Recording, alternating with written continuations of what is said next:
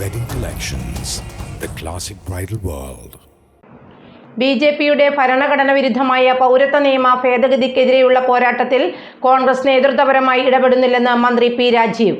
മൂവാറ്റുപുഴ പിഴയ്ക്കാപ്പള്ളിയിൽ LDFന്റെ നേതൃത്വത്തിൽ സംഘടിപ്പിച്ച പൗരത്വ നിയമ ഭേദഗതിക്കെതിരായ നൈറ്റ് മാർച്ച് ഉദ്ഘാടനം ചെയ്ത് സംസാരിക്കുകയായിരുന്നു അദ്ദേഹം. ബിജെപിയുടെ ഭരണഘടനാ വിരുദ്ധമായ പൗരത്വ നിയമ ഭേദഗതിക്കെതിരെയുള്ള പോരാട്ടത്തിൽ കോൺഗ്രസ് നേതൃപരമായി ഇടപെടുന്നില്ലെന്ന് മന്ത്രി പി രാജീവ് പറഞ്ഞു. കോൺഗ്രസിനും UDFനും വ്യക്തമായ നിലപാടില്ലെന്നും അദ്ദേഹം കുറ്റപ്പെടുത്തി.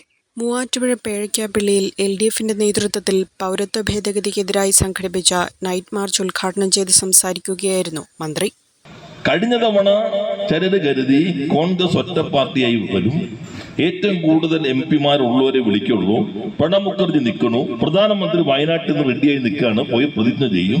അത് കേട്ടിട്ട് പലരും വീടാമ്പരം കയറി ഇറങ്ങി പറയുന്ന കേട്ടിട്ട് ജീവിതത്തിൽ ഒരിക്കലും കൈപ്പത്തിക്കോ അല്ലെങ്കിൽ മറ്റ് UDF ചിഹ്നങ്ങൾക്കോ കുത്താത്ത പലരും കഴിഞ്ഞ തവണ ഇത്തവണ ഇരിക്കട്ടെ എന്ന് വെച്ച് കുത്തിയിട്ടുണ്ട്.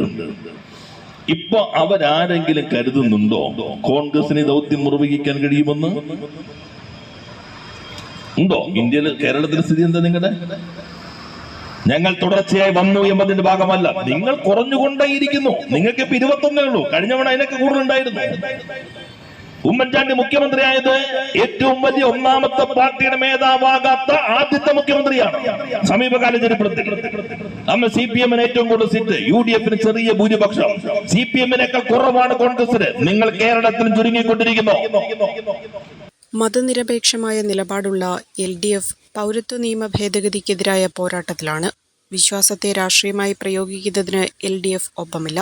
ഇന്ത്യയിലെ എല്ലാ വിഭാഗം ജനങ്ങൾക്കും ജീവിക്കാനുള്ള ഭരണഘടനാപരമായ അവകാശങ്ങളും തുല്യതയും തകർക്കുന്ന BJPയുടെ നയങ്ങൾക്കെതിരായാണ് LDF പ്രവർത്തിക്കുന്നതെന്നും അദ്ദേഹം പറഞ്ഞു. BJPയുടെ ഭീഷണിക്ക് വഴങ്ങാതെ നിൽക്കുന്നത് LDF ആണ്. കോൺഗ്രസ് നേതാക്കൾ BJPയിലേക്ക് പോകുന്നത് തുടരുന്ന സാഹചര്യമാണ് എല്ലാ സംസ്ഥാനങ്ങളിലും നിലവിലുള്ളത്.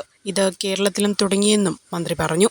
കുറഞ്ഞ ചെലവിൽ അത്യാധുനിക ആരോഗ്യ പരിരക്ഷ MCS ഹോസ്പിറ്റൽ മൂവാറ്റുപുഴ.